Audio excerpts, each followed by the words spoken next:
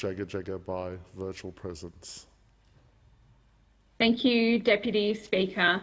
Well, tonight, of course, I am joining you from lockdown in Melbourne, and I must begin by acknowledging all the people in my electorate tonight who are doing it tough, because this is an extremely difficult time for all of us. We are tired and we are anxious. We have a little bit of deja vu. We have a lot of worry about what is to come next. We're people doing homeschooling and trying to juggle that against work. We're people worried about our businesses. We're people worried about our relatives in aged care. And as I said, we're people who don't know what is coming next.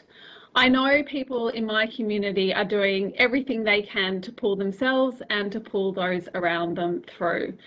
It is not made any easier by seeing government members on the other side fail to acknowledge their role in where we are right now.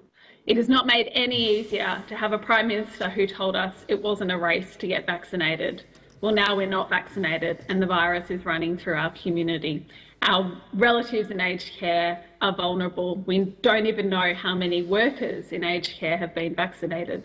So none of that is helping people in Melbourne at the moment. The failure from government members to acknowledge their responsibility, to explain how they're going to pick up and fix these gaps they've left, none of that is helping any of us in lockdown here in Melbourne at the moment. We're looking for accountability.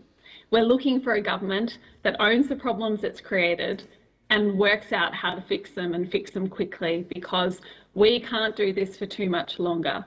We need a government that is acting on our behalf and a government that understands what we're going through. Deputy Speaker, I do though want to try and look for some of the positives that may come from this pandemic, because I think as we all adjust and continue to adjust to what the pandemic brings to us, there are things that we should consider as positives and things that may be useful for us to take forward. And tonight, for me, appearing in this way, one of the big things that I think is a positive is our use of virtual parliament.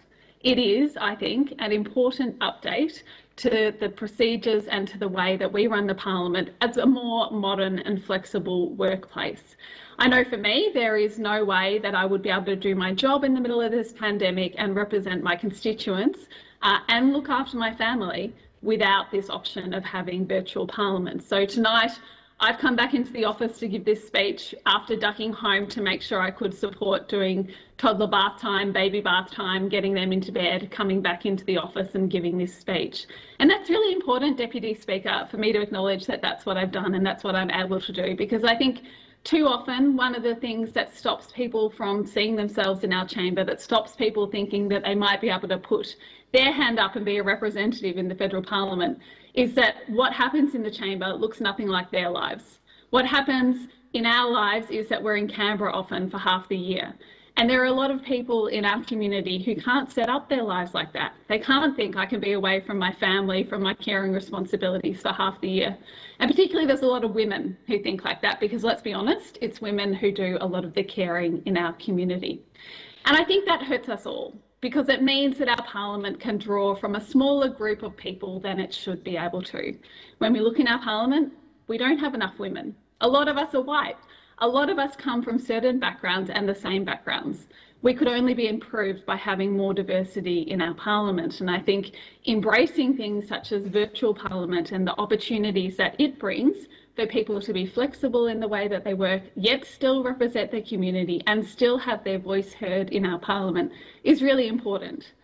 As I said, I think it's particularly important for women. We have seen this year what it looks like when we don't hear women's voices in our parliament, what it looks like when women are not in the ears of government, when women are not in the top positions in our community. What it looks like is a government that forgot women, is a government that didn't get that women were being harmed in our building. We need to understand that the more representative, the more flexible our parliament can be, the more likely it is that women can see themselves there. You know, the saying is, you can't be what you can't see. Well, I very much hope that we can find a way post-pandemic to keep some elements of the flexibility that we have introduced into the parliament during this pandemic. It has made a difference. It's making a difference to those of us who are there now, but I very much hope it will make a difference to the people who can see themselves being there in the future. I call the honourable member